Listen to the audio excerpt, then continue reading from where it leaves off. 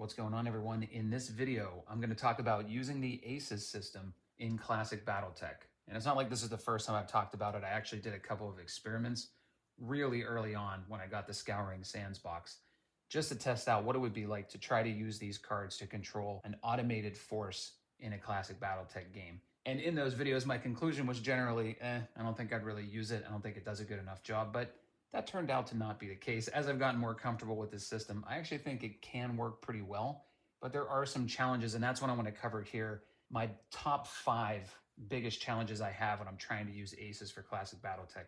And I really intend for this to be somewhat of a tutorial if you're new to this or you haven't tried it before, but also somewhat collaborative in that I want to hear what other people have to say about it. If you've tried this, I'm really curious to see what are your struggles with it, or what things work really well, or just what feedback do you have about it? Because I'm just going to give you my experience, and I'd really love to know what everybody else thinks. I have started to use this. If you haven't checked it out yet, I am running a Classic BattleTech campaign using the Hotspots Hinterlands book, and I've been using the Aces to run the Op for. And I think it's been doing a pretty good job. It's not perfect. There are definitely some times where I have to override it, or I feel like it's not quite doing enough to challenge me, but on the whole, I think it's doing a pretty good job. Let me just give a quick overview of using Aces in Classic in general, and then I'll get into the 5 biggest things that I've struggled to deal with when I'm trying to evaluate these cards. If you're not familiar with the Aces system, this is designed for Alpha Strike, which is the abstracted version of Classic BattleTech. And these cards allow you to move the units around the board for the enemy force, and also to select targets during combat. Now, of course, Classic BattleTech has some more going on, so there's extra steps that you'll need to do that aren't really covered by these cards. But in general, everything on the card that you'll see is going to be talking about inches, especially when you're selecting targets. It's going to be looking out a certain number of inches. The good thing about this, and let me just pull up a card here so you can see what I'm talking about. Anywhere you see these target selections, you're going to see a number of inches typically. The conversion for this, the most basic part of using this system for Classic, is the same as if you played Alpha Strike with Hexes. You're going to cut all of these numbers in half, and that's going to be the number of hexes it's talking about. So if it says 10 inches, that means 5 hexes. Every 2 inches converts to 1 hex in Classic BattleTech. And the movement side of these cards will have a lot of different instructions for you to follow. So we'll say things like try to get behind a target. This symbol means try to get closer to a target. Try to get cover from a target. Try to occupy the woods. These will just be general instructions that you're supposed to follow when you move the unit. And you'll be filtering. So you'll be starting with the very first instruction. You'll pick out some spots on the map that would work. You'll go to the next instruction. You'll kind of filter down from there. Maybe a couple of the original spots won't work anymore. And you just keep going down the list until you find a spot that's going to work. With hexes, that part works a little bit better because there will be a more clear-cut place for that unit to go. Whereas in Alpha Strike, it's very analog. You can literally move things a nanometer, and you can maybe change whether they get partial cover or not. I found that the movement part with hexes sometimes a little bit easier. What can be difficult, though, is oftentimes you'll be breaking ties in terms of which target to select based on priorities. And these commander cards will tell you the different priorities to think about. So it might say lowest TMM, lowest armor, highest point value. Something like highest point value, that converts pretty well. Battle value can be substituted for point value. You can very easily see which unit has the most or the least point value. But when it comes to things like lowest TMM, that's fine if everything moved. But if things haven't moved, TMM is not as straightforward in Classic BattleTech as it is in Alpha Strike. If a unit in Alpha Strike moves an inch, it gets its full TMM that's printed on the card. In Classic BattleTech, you have to build a TMM. You have to move a certain number of hexes to generate a TMM, so it's not clear cut exactly what that unit might get. Similarly, you have something like armor. Well, different units have different amounts of armor on different parts. I mean, for example, in our setup here, the Battlemaster obviously has more armor than the Griffin. It also has more armor than the Warhammer. You can probably look at the sheets and see that, but it's not always obvious, and you probably don't want to add up 8 different body parts to figure out how much armor it has. So sometimes there's going to be cases where you have to just estimate or just use your best judgment to solve these. To hopefully make this a little bit more clear, I went ahead and set up an example. So we have our Battlemaster and Javelin. These are going to be our units as the player. They're on the left side here. And we have the Aces units, a Warhammer and a Griffin here on the right. And basically the Warhammer is the last unit to move. So the players have moved. This Battlemaster moved into a Woods Hex. This is a light Woods. And they use walking movement. So they get a 1 target movement modifier, and they get a 1 for the light woods that they're standing in. The Javelin jumped up here into a heavy woods hex, and so they have a 3 target movement modifier and a 2 heavy woods modifier. The Griffin, for the Aces side, jumped up to the highest elevation and ended up also in a light woods hex, so they get a 1 modifier from that, and they also have a 3 target movement modifier for their jump. So the Warhammer is left to act. We're going to get out the card for them, and we're going to go ahead and walk through the different conditions for the behaviors that it might use, and then we will go through the movement instructions. So for this one here, the aggressive behavior, it says if there are any moved enemies in 18 inches. So that 18 inches, we're going to convert, we're going to divide it by 2, and we're going to get 9. So we're going to check for a moved enemy within 9 hexes. So if we count this out, 1, 2, 3, 4, 5, 6, 7, 8, 9. The Javelin is not within 9 hexes. Let's check the Battlemaster. 1, 2, 3, 4, 5, 6, 7, 8, 9. It's exactly in 18 inches or 9 hexes according to this card. That's what it's looking for. That means we're going to use aggressive behavior. And next we're going to go into target selection. So it's again going to use that 18 inches, and it's going to try to find a moved unit that it can attack when it's done moving. And if necessary, it will use this yellow list on the commander card, this yellow list in the middle, to break any ties. So if there are multiple enemies within 18 inches that have moved and that the Warhammer can target when it's done moving, it will go to the yellow list to break the tie.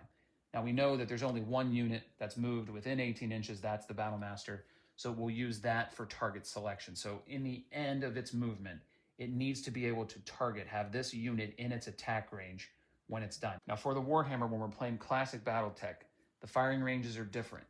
We have the front firing arc, which comes out from the side hexes of its front facing, so it goes this way and this way. That's all of its weapons in this cone here. All of its weapons can be fired there. It also has PPCs in its arms, and the arms have a different firing arc, which kind of goes a little bit behind them. I think it's something like this.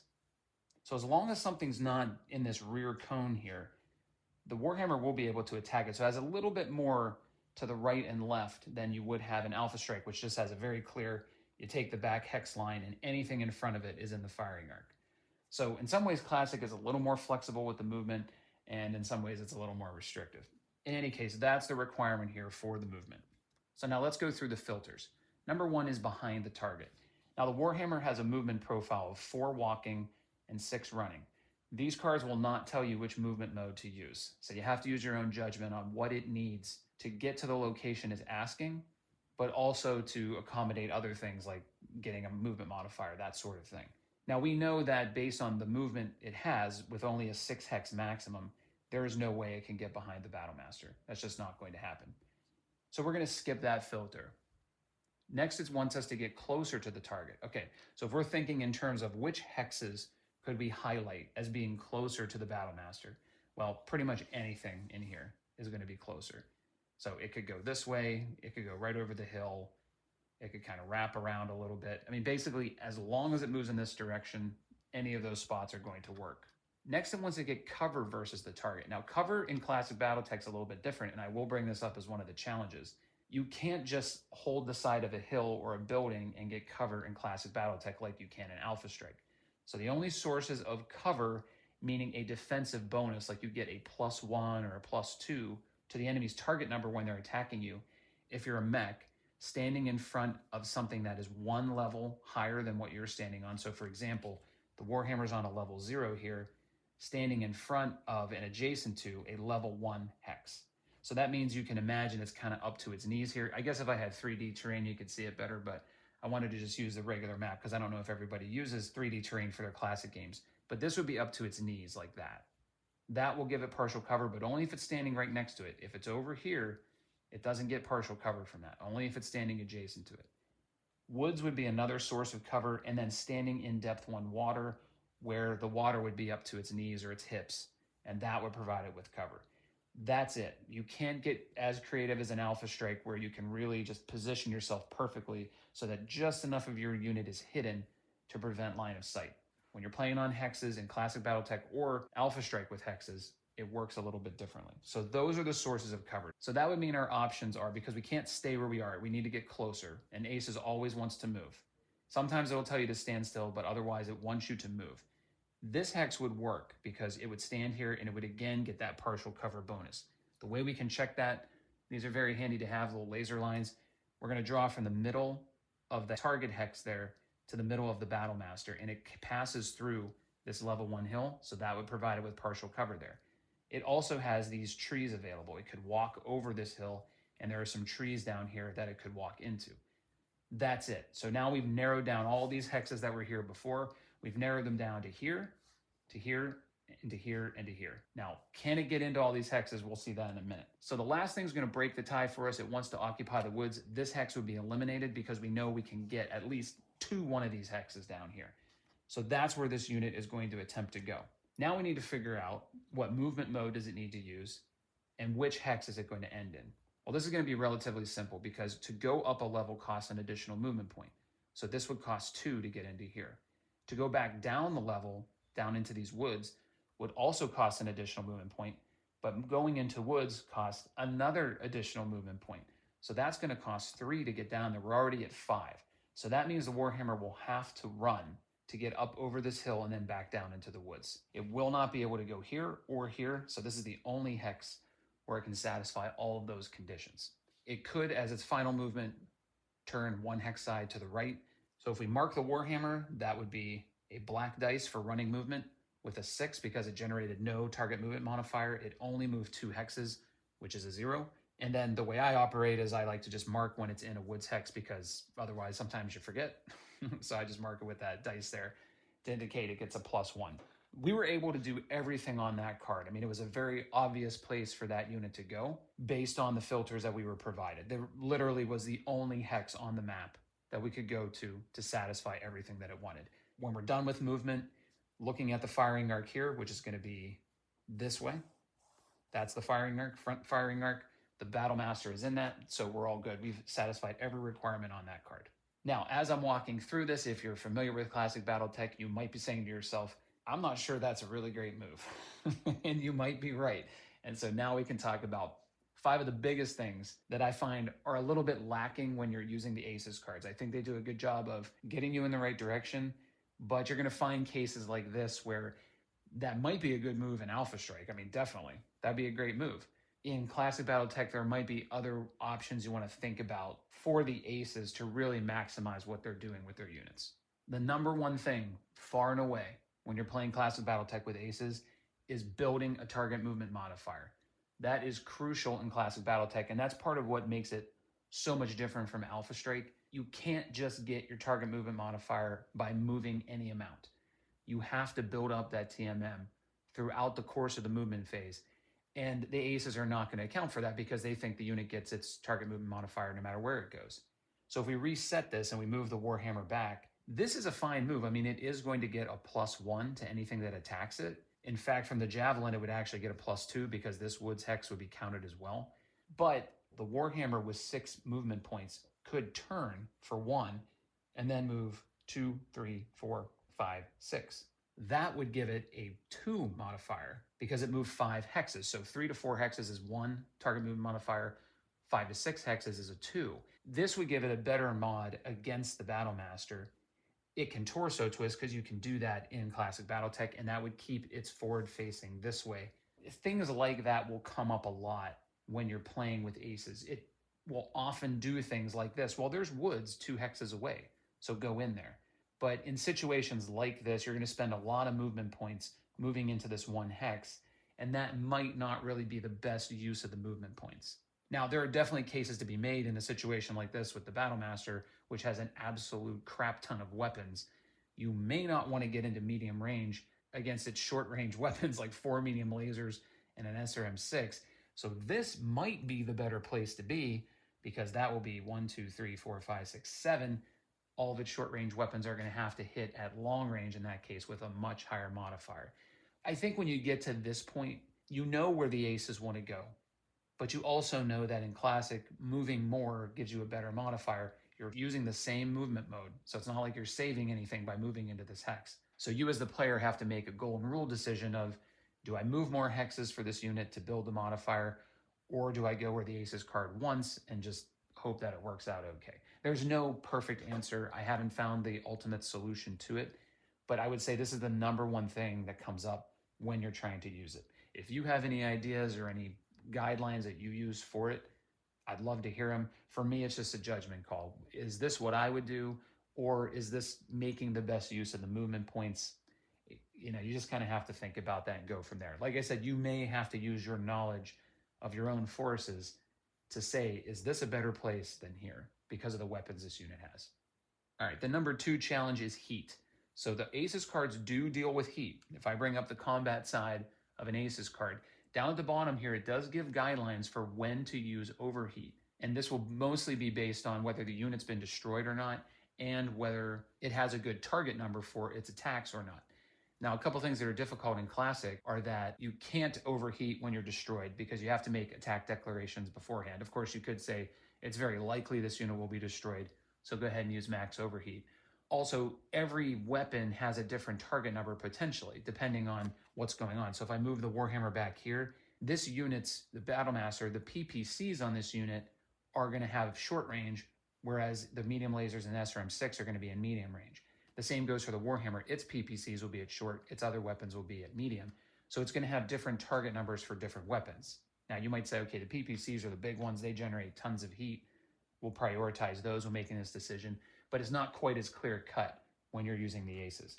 In addition, what is overheating? We have to take a look at a BattleTech record sheet to figure that out. So on the right here, this is the heat chart, and each of these levels here, you'll see asterisk, hopefully it's big enough for you to see, but there's an asterisk at 5, 8, 10, 13, 14, and each of those have different effects. So what exactly is overheating? Well, the way that I've dealt with it is to say that 5 to 8 is one level of overheat when you convert to Alpha Strike.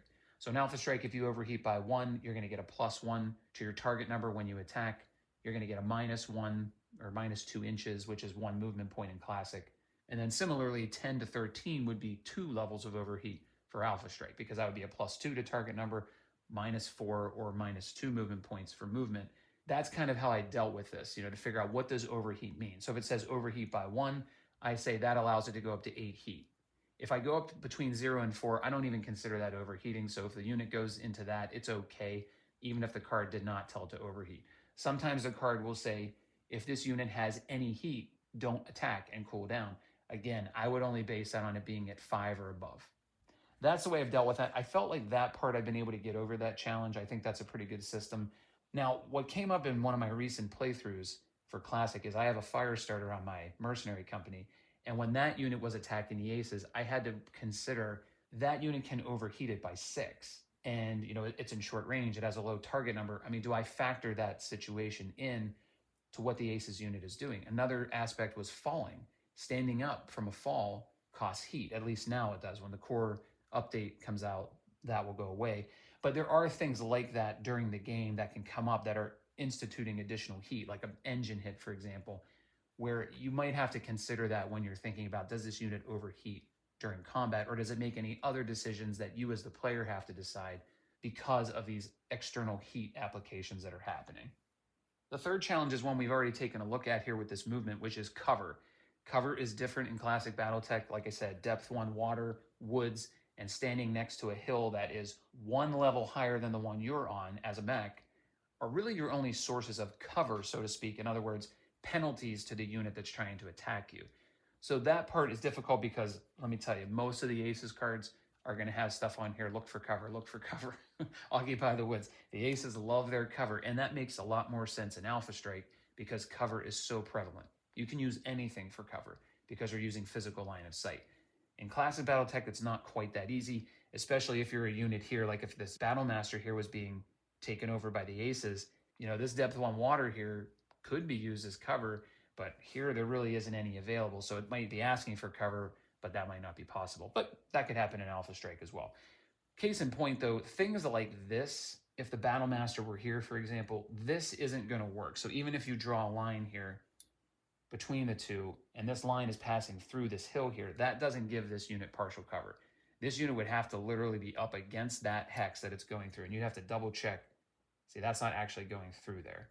So here that isn't going through. So even though it's adjacent, that's still not going to get partial cover from the Battlemaster. So you can't do this kind of thing where you hang on the side of hills and try to get partial cover. So that option goes away for the aces. So you're going to see a lot of cards that ask for cover, but you might not be able to easily get cover unless there are woods nearby. And to be honest with you, I don't think it's that much of a challenge because most maps are going to have woods or hills or water. So you should be able to get the aces some cover. You just work with what you have. It's not like you have to come up with some great plan. It's just be aware that it might be difficult to satisfy some of those filters depending on the map. All right, my fourth challenge is piloting skill rolls. I found these ones are one where I pretty much just have to take over and do what I think is best for the unit, because there are a lot of situations in Classic BattleTech that require a piloting skill check. That doesn't exist in aces. There's no such thing. So in cases where you are trying to get cover, for example, if we move the Warhammer over here, if it's trying to get cover and the only place it can do that is in the water, walking into the water will require a piloting skill check for now. Again, when that core update comes, that won't require a piloting skill check anymore. However, you will now be able to run into the water, and that will require a piloting skill roll. So the aces might want to run, and they're running into the water, and that triggers a PSR. Or right now, if they walk into the water, that would trigger that check. And if they fail that check, they will fall. So there are damage implications by them failing that. So sometimes I've had to consider, should I make this move on behalf of the aces, even though there's a potential that they could fail that roll and fall? Most of the time, at least the way I've handled this challenge so far, is that if there is a chance that the unit can fail or have to make a piloting skill check, I will generally avoid it. And that's mostly come up in my games so far with units like hover tanks and VTOLs, because they can side slip. So when they're moving fast, we'll just imagine for a second the Warhammer is a hover tank. When it's moving fast and makes a turn, it has to make a driving skill check. If it fails, it could continue in that direction unexpectedly. I've generally just tried to avoid those altogether. I'll move in a way that the aces won't have to do that. Now, something came up in another playthrough where there was a gyro hit on one of the mechs, and that creates a piloting skill check anytime that unit runs. And so that really presents a conundrum, because most of the time running is good for the aces to build up more of a modifier or to get them where they're trying to go, but they have to make that piloting check every time they run. And at least in the current rules, that check is a +3 modifier. It's really hard to make that. In the core update, it's only going to be a +2, but you still have to think about that kind of stuff. So my way of dealing with that challenge has been, just don't do things that are going to trigger a piloting skill roll unless not doing it is so bad for the aces that it wouldn't make any sense. For example, if they're trying to get away from something and running is really the only way to do that, you might just have to run and hope they don't fall over. But the aces aren't going to really understand that, of course, because it doesn't exist in Alpha Strike. They're not going to know to avoid falling. When they fall, there's no instructions about standing up, so you have to make your best judgment. Do I walk and try to stand up and hope I'm successful the first time and still have some movement, or do I choose running because that gives me more movement points to work with? Again, those are some of the things you have to think about. You just got to use your best judgment. But overall, I've been trying to avoid situations that would present a piloting skill roll. And the last challenge I'll talk about in this video is physical attacks. So the aces are not designed to go after physical attacks. They will do them if they have no other option or if it's better than their weapon attack. But they can only make one of those two options in Alpha Strike. They can only make a weapon attack or a physical attack. They can't do both. Well, in Classic, you can. They can make weapon attacks and then they can kick. So the Warhammer is a great example of that. The Warhammer can get up in something's face, and it can fire its medium lasers, its SRM-6, its machine guns, and then it can kick. It can do both of those things. So the aces aren't going to keep that in mind when they're going through their movement instructions. So you might have to get a little bit creative. And if the unit can build a good TMM and it wants to get close to the unit, then you might have an opportunity to put them right up in adjacent hexes and make sure that you can do both weapon attacks and physical attacks. The aces in Alpha Strike will avoid base-to-base contact because that means they have to make a physical attack. Now, if the player moves into base-to-base and Alpha Strike, then the aces will do it if that's their target, because they don't have the option to do a weapon attack. They have to make a physical attack in that situation. Classic is definitely more nuanced than that, so there's going to be a lot of cases, especially as things start to get closer together, where you're going to want to move that unit right up against another one so that they can do weapon attacks and also physical attacks. I don't think there's any special amazing rule for this. I would just say, when the opportunity presents itself, hey, if you can make weapon attacks and kick in the same round, that's a really good situation and you want to take it. So just keep that in mind, that these cards, for the most part, are going to try to keep them away. They're never going to tell you, unless it's infantry, they're never going to tell you, hey, get into base-to-base contact. you may have to add a little filter in there for them to do that. And I think it's really easy to do that with aces. You can just say, hey, as one of their first filters, it's going to say, if you can get into an adjacent hex for a physical attack, take that opportunity, something like that. But again, if you start out like this, that might not be the best case. It might say, get closer to the target, and you say, okay, great. Well, it won't have a modifier. It would be a 0. And that's going to make all the weapon attacks and physical attacks from this unit much easier than they will be for this unit. And maybe as an honorable mention here, I will say that these cards, even though they do have rolls on them, like Sniper, it will generally try to play like a sniper. It will try to find places where it has line of sight only to one unit. It might try to keep its distance, but it doesn't have a good understanding of how a unit like the Griffin would work. So if you're using the base Griffin, it has a PPC and an LRM-10, generates a lot of heat, but doesn't really have the heat sinks to deal with it. The way that you might play this is you're going to make a good attack with a low number. So maybe you walk, for example. Maybe on this turn you're walking to get a low target number. You use all the weapons. Then on the next turn, maybe you jump over here and you don't fire anything and you cool off. Well, the aces are not going to take any of that kind of stuff into consideration. We already talked about they're not going to look at heat in terms of movement. I mean, they don't do that in Alpha Strike either. So they're not going to keep that in mind. And they don't really have that knowledge of, okay, these weapons generate X amount of heat, and this unit really wants to try to kind of do attack, stop, attack, stop. It doesn't know that. So that's another thing. You might have to play into the roles a little bit more. I know I've failed to do that with this type of unit, where I just kind of played it like the cards say, and I should have been using more of my classic knowledge to say, all right, this unit doesn't want to fire every single round or it's going to overheat like crazy. I need to pace myself and I need to adjust the aces a little bit to do that. All right, well, that's it for my little overview of Classic BattleTech with aces and my top 5 challenges that I've run into when I've been using it. This isn't an exhaustive list, of course. I'm just talking about 5 things. There are some other little things that come up. I mean, there's a lot going on in Classic BattleTech, so definitely some other things will come up. Love to hear the things that have come up for you, how you've dealt with some of these things that I mentioned and things that you've run into. If you have any questions, let me know. I would definitely recommend, if you're interested in this, check out probably the best videos to watch would be my new ones where I'm doing this with the Mercenaries Chaos campaign. I'm a little bit more well-versed with aces, and I feel like those are a little more interesting than the sample battles that I put together. So I'll have those links in the description. You'll see them on the card here at the end as well. And yeah, good luck if you try it. Let me know how it goes, and thanks for watching.